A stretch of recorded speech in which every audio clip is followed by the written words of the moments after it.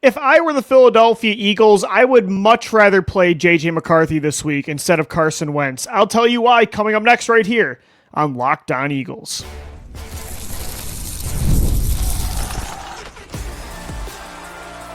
You are Locked On Eagles, your daily Philadelphia Eagles podcast.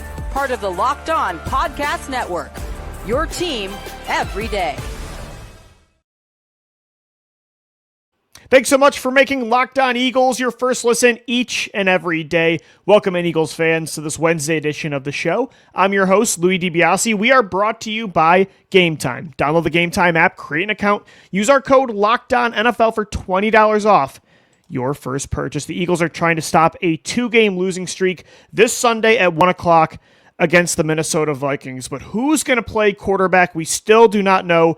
Vikings head coach Kevin O'Connell's been pretty wishy-washy with if it's going to be JJ McCarthy, who's missed the last 3 games because of an injury. Carson Wentz also has an injury, a banged-up shoulder. They've both been day-to-day this week.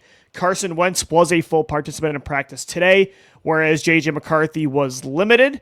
So I think right now, betting-wise, like the odds are more in favor of Carson Wentz playing in this game in a pseudo second revenge game for Carson instead of it being the second year, pretty much redshirt rookie in McCarthy. But if I'm the Philadelphia Eagles, specifically if I'm Vic Fangio in this Eagles defense, I would much rather play JJ McCarthy instead of Carson Wentz. And now, am I terrified of either of these quarterbacks? Like, no, absolutely not. I think both of them are on a similar tier of the quarterbacks that the Eagles have been used to playing this year. The last 2 weeks specifically, Jackson Dart, Bo Nix, like this is the kind of quarterback that they've been playing in the month of October. And neither one of them, again, are stars in the NFL right now. I think both have similar liabilities or weaknesses that the Eagles could exploit. Carson Wentz, for instance, still holds on. I mean, you watch his last 3 starts.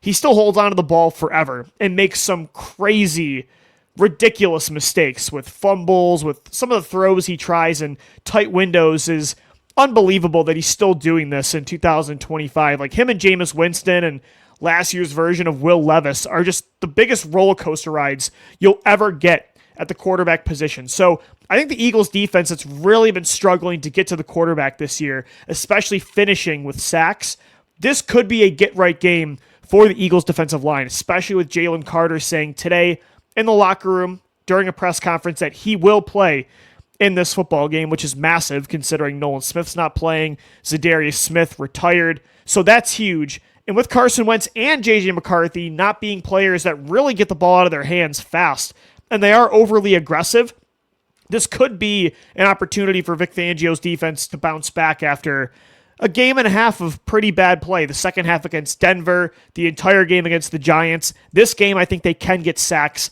They can get turnovers on either quarterback. But why I would rather have McCarthy play for the Vikings instead of Carson Wentz is I think Carson much better maximizes a really big-time mismatch for the Eagles defense against Justin Jefferson and Jordan Addison. And now I want to put an asterisk when I say a big-time mismatch. That's in the scenario that Quinyon Mitchell does not play because of that hamstring injury. If Q does play, and the good news is he did return to practice on Wednesday, despite having that injury that kept him out of the majority of the game against New York last Thursday. If Q plays, then I feel a lot better about that matchup. I would have him shadow Justin Jefferson all game long like they've been doing with Q this year. But if he does not play, and it's Keely Ringo, Adoree Jackson, and Cooper DeJean against Justin Jefferson and Jordan Addison, then I'm concerned. And in that scenario, I would much rather have JJ McCarthy playing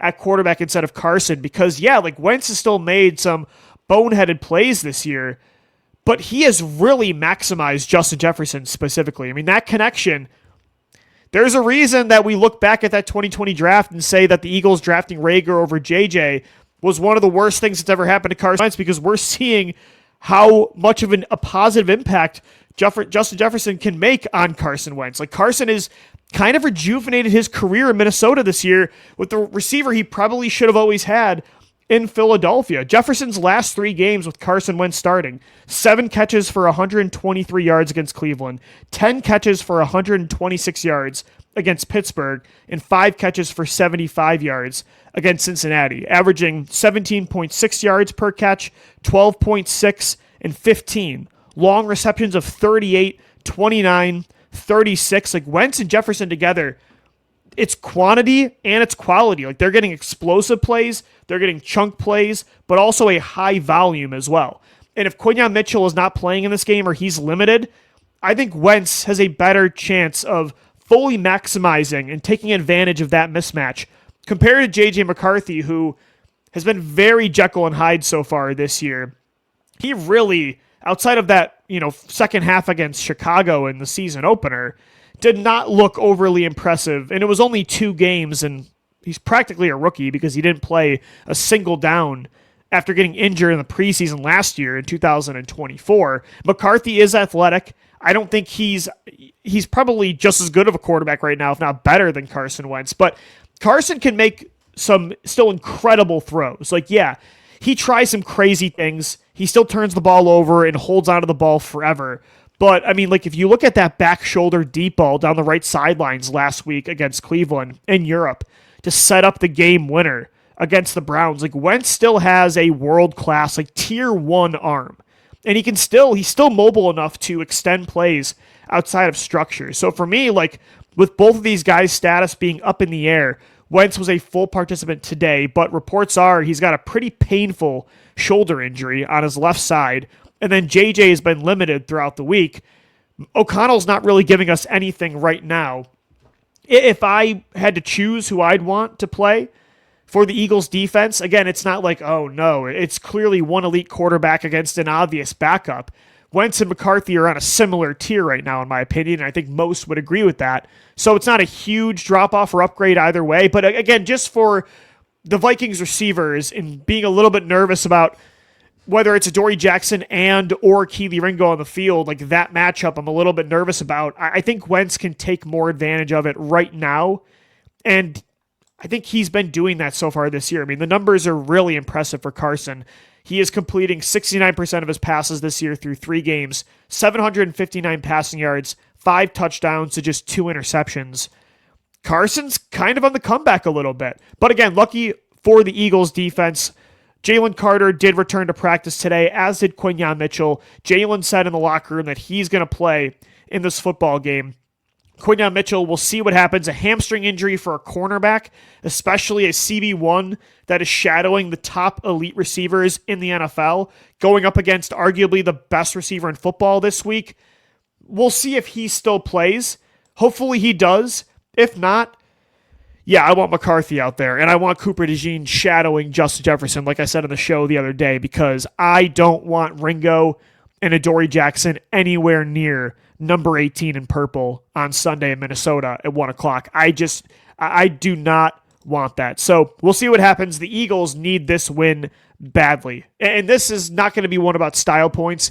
Just get this win, get it done, stop the bleeding. 3 straight losses in the easier stretch of your schedule would be absolutely demoralizing. If you get a win, suddenly at 5-2, I think all is right in the world. With a bounce back game, a revenge game, hopefully the next week against the New York Giants, this is a really, really big opportunity for the Eagles to get back on track and get a win in Minnesota. All right, guys, coming up next right here on Locked On Eagles. Speaking of Carson Wentz and Justin Jefferson, their pretty incredible run over the last 3 games actually shows us that the Eagles drafting Jalen Reagor is the best thing that has ever happened to this franchise, and I'll tell you why coming up next right here on Locked On Eagles.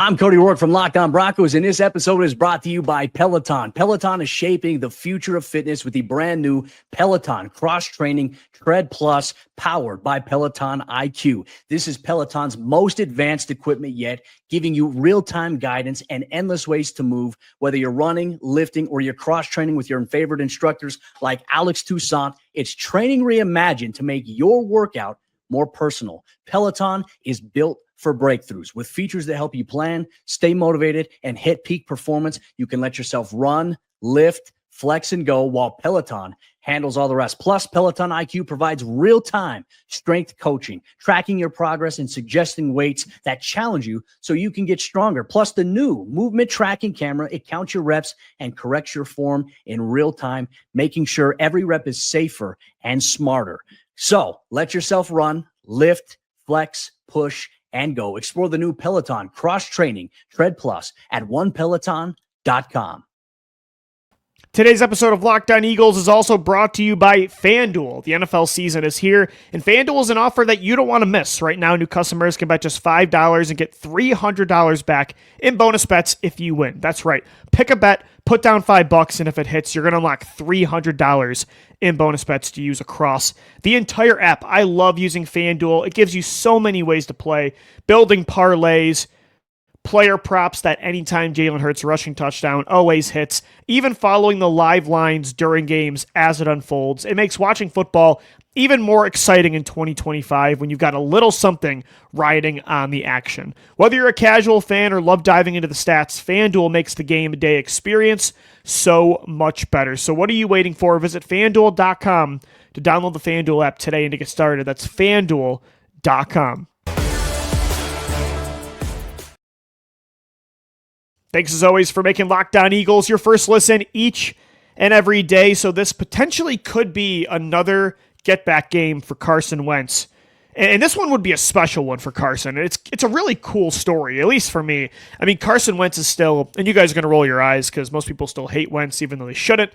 Carson's my favorite Eagle of all time.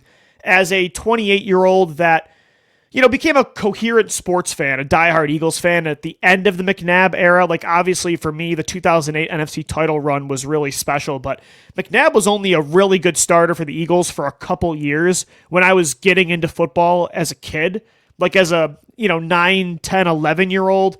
So Carson, for me, was like the first true franchise quarterback, face of the franchise that the Eagles had, right? I mean, because before that, it was a year or two of Michael Vick, a good here or there year of Nick Foles.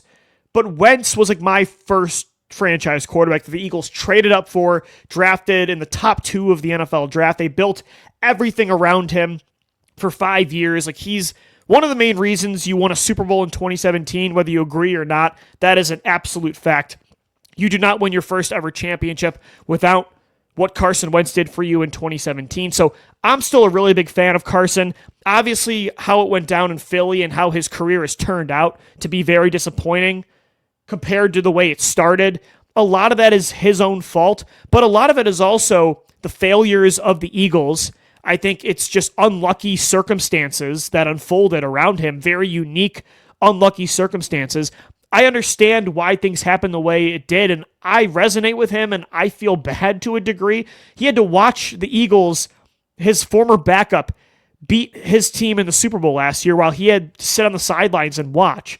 I mean, what Wentz has gone through in his career, I think, would change anybody, and it's been really unfortunate what's happened to Carson. So I'm a fan of Carson, and I think the player and the person, like I feel for personally. So to see him kind of being like a Randall Cunningham, rejuvenating his career later on in his career in Minnesota, like Randall did in 1998, right? Yeah, I mean, Randall came back out of retirement with the Vikings and almost got back to the Super Bowl that year, became a well-developed pocket passer without his mobility as much.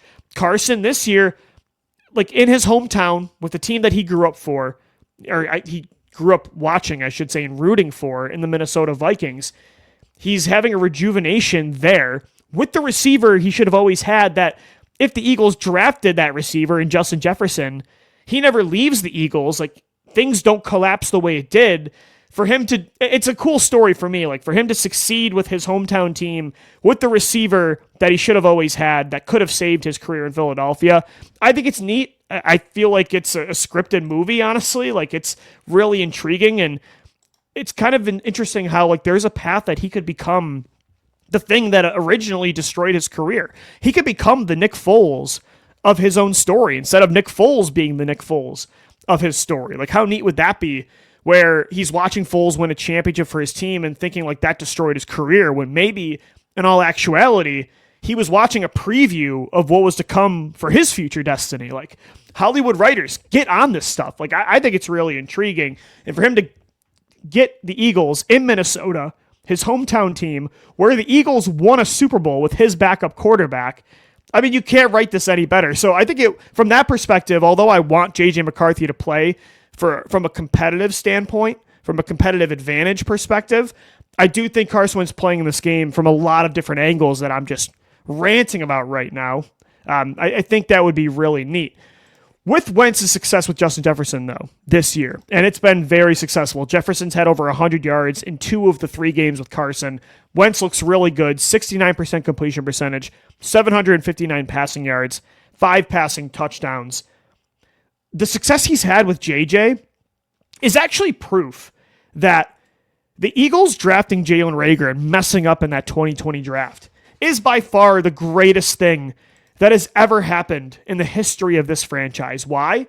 Because it's working for Carson Wentz. It's working between him and Justin Jefferson. It's elevating him to a degree that in Philadelphia, it would have kept him as the starter beyond 2020. Like, Carson, yet again, looks like a starting caliber quarterback in the NFL. If he's got a good play caller and he's got the best of the best when it comes to quarterback coaches in the NFL, and Kevin O'Connell, and a true elite number 1 receiver that he could never get in Philadelphia outside of, a half of a year of good Alshon Jeffrey in 2017, Carson looks like a starter. So that tells me with prime JJ coming into the NFL, like, yeah, Carson probably doesn't collapse like he did in 2020.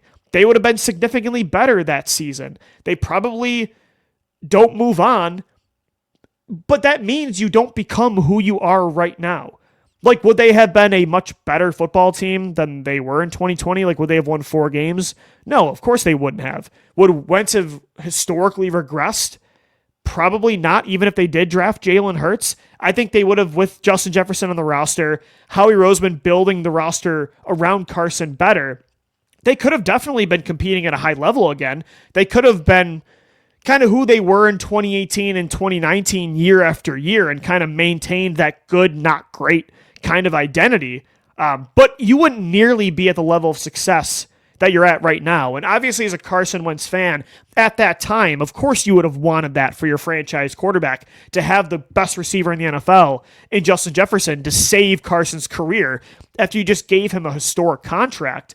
But now looking back, now that we have hindsight in our favor, with us on our side, it was the most important moment maybe in the history of this franchise, because you had to bottom out like that. You had to draft Jalen Reagor over Justin Jefferson to get to Jalen Hurts as the franchise quarterback, to learn from your mistakes, to get A.J. Brown and Devontae Smith, to have to trade Carson Wentz and collect that war chest of draft picks that allowed you to get A.J. Brown, that allowed you to move up for Devontae Smith, to draft Jordan Davis and Jalen Carter and Cooper DeJean, and to, do all these things to build a juggernaut of a roster, a juggernaut of a defense.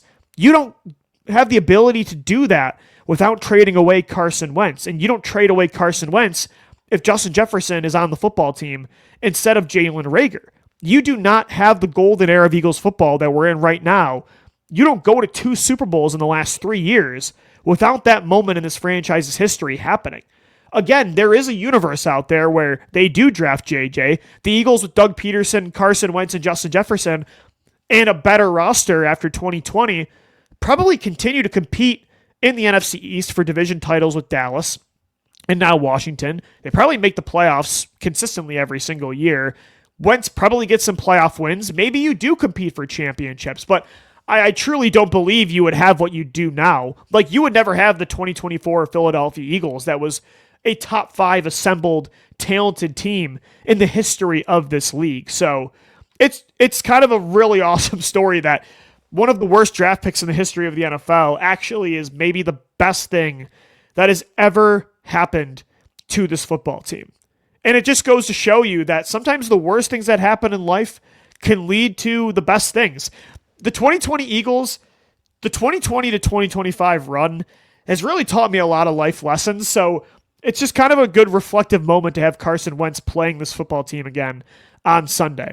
Now, with all that being said, If Carson Wentz and Justin Jefferson are the reason the Eagles have dropped 3 straight games, I will literally put myself in a mental hospital. If Carson and JJ, the guys that maybe should have always been in Philadelphia in the first place, hand you your 3rd straight loss in the building that you won a Super Bowl without Carson, with his hometown team, yeah, that's going to be a brutal pill to swallow. With all that being said, they have to, all the positivity I just laid out, they better win this freaking football game. They better do it. And if they're going to do it, Jalen Hurts, man, you got to figure out cover 2.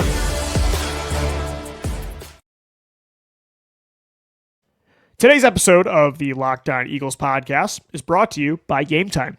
NFL season is back, and honestly, there's nothing better than being in the stadium surrounded by fans, cheering on your team. But let's be honest, getting tickets can be a hassle. Between queues, login screens, and price jumping at checkout, it can be frustrating. That's why I use Gametime, the app that gives the advantage back to fans. Gametime is fast, easy, and backed by the Gametime guarantee. You'll always get 100% authentic tickets delivered on time and at the best price.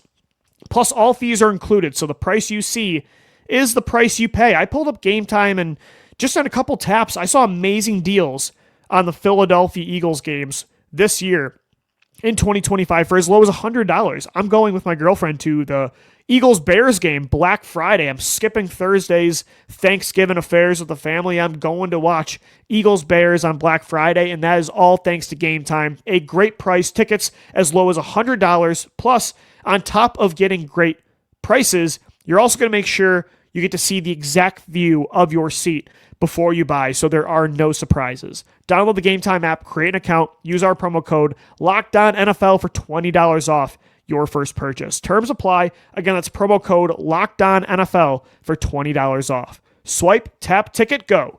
Download Gametime today. All right, Eagles fans, we are wrapping up this Wednesday edition of the Locked On Eagles podcast. Thanks so much for making us your first listen each and every day. Make sure your second listen is the Locked On NFL podcast, 2 episodes a week, Monday through Friday. You got the madman Tyler Rowland every single morning giving you a shot of football espresso, and then the barber, Tony Wiggins. He's got you covered in the afternoon. Wiggs and the madman Tyler Rowland got you covered, so make sure Locked On NFL is your second listen each and every day. If the Philadelphia Eagles are going to beat the Minnesota Vikings on Sunday at 1 o'clock, it's going to be the ultimate test. Jalen Hurts and Kevin Patullo will have to overcome a really difficult matchup against Brian Flores' Minnesota Vikings defense that throws a lot of different looks at you, a lot of disguised pressure packages.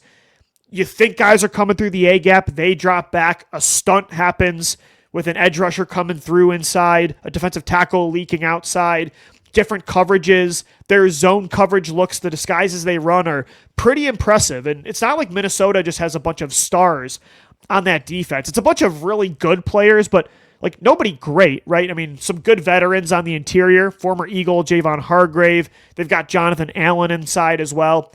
Jonathan Grenard, I think, is one of the most underrated edge rushers in football. Obviously, Isaiah Rodgers, the Eagles, apparently, we heard reports today they did try to re-sign him in free agency this year, which makes me feel a little bit better about losing him, because that's been the move that Howie did not make this offseason that's really killing them the most, because Keely Ringo has not panned out like he banked on, and Adoree Jackson's been absolutely abysmal when he's starting on the field as well. So Rodgers has been really good for Minnesota this year, but Brown and Smith still have the advantage there. They've got some solid, like Van Ginkel is a really interesting Swiss Army knife on defense that can do a lot of intriguing things as an overhang edge player that can drop back in coverage. So they've got a lot of versatile pieces and some solid, like, B-plus players, but there's no one that's truly elite. What is elite about Minnesota's defense is the scheme. Like, they work so well as a complete unit on all 3 levels, and you really have to be on your A game. Like, for 4 quarters, they're going to throw different looks at you. They're going to adjust. And Jalen Hurts and Kevin Patullo, you cannot expect to just do the same thing over and over again like you've been all season and expect it to work. You're going to have to be able to make quick decisions, adjust on the fly, throw things at Flores that he hasn't seen before or that they're not expecting. Jalen Hurts has got to be able to make tight window throws against zone coverage. The Vikings run more cover 2 than anybody in the NFL. Like, that is their primary coverage package on defense. Jalen Hurts this year has been absolutely terrible against cover 2. That has to change. You have to find those pockets in zone coverage. You have to be able to run the ball as well. If they're going to have 2 safeties deep, if they're going to have that shell coverage on A.J. Brown, Devontae Smith, and Dallas Goedert, they have got to finally be able to run the ball consistently this year. Make them come down into the box. Maybe then play some man coverage, and then you can take your shots over top. Then Jalen Hurts can start to make plays with his legs. But this is a really good test, and it's not an ideal matchup considering what the Eagles' weaknesses have been this year. But because of that, it is a good matchup for the long-term, ceiling of this season. If they want to get to where they want to be competing for another championship, trying to repeat as Super Bowl champions, they've got to figure out this kind of defense. They have to be able to play well against this kind of zone coverage. So a big test for Jalen Hurts. They all know it's coming. Everybody's talking about, they've had really good meetings this week. It feels like they have answers for, the problems that they've had this year. Nick Sirianni said it. Kevin Patullo said it. Saquon Barkley said it this week as well. We'll see, but they've got to put it to the test. They've got to put their words, like they've talked the talk. It's time to walk the walk, because this is a good Vikings team, in my opinion, that is underrated because of the musical chairs they've been playing at quarterback. But they have an elite head coach. They have an elite defensive coordinator, elite pass catchers. I think Wentz and or McCarthy are dangerous quarterbacks in their own right. They have pretty solid defensive personnel on all 3 levels. You're on the road in a tough environment. This is not an easy game for the Eagles by any means necessary. But what I just said, by any means necessary, they need to get a win and get to 5-2. This is an extremely important time in the season. Like, this is a gut check game. It's time to figure out who you're going to be this year. Are you going to be a team like 2023 that just cannot stop the bleeding, that cannot fix the mistakes that are haunting you every single week? Or are you going to be like the 2024 Eagles? After a mini bye they kind of had this week with the Thursday night game against the Giants, kind of like last year with the bye week after Tampa Bay, will you use that time to turn things around like you did last year? This is a gut check game. We will continue to preview it tomorrow, crossover Thursday with Luke of Locked On Vikings, and a Friday show for you as well. So make sure you subscribe to Locked On Eagles on all podcast platforms and on YouTube as well. But that's going to do it for today's edition of the show. As always, thank you so much for downloading, watching, and listening, and let's go Birds. Fly, Eagles, fly.